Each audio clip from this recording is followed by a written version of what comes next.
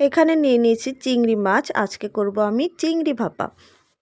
তার মধ্যে মিক্সিতে নিয়ে নিয়েছি নারকেল, এখন নিয়ে নিলাম কালো সর্ষে, পোস্ত, সাদা সর্ষে, কাঁচা লঙ্কা, পরিমাণ মতো লবণ দিলে সর্ষেটা তেতো লাগে না।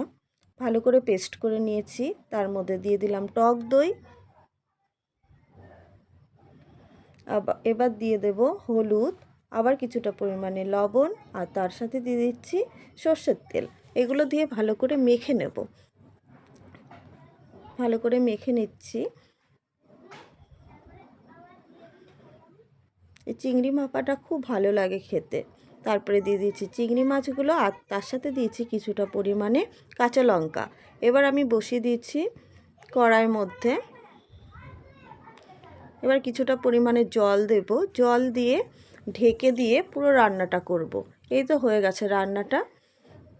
এই তো তৈরি হয়ে গেছে চিংড়ি ভাপা।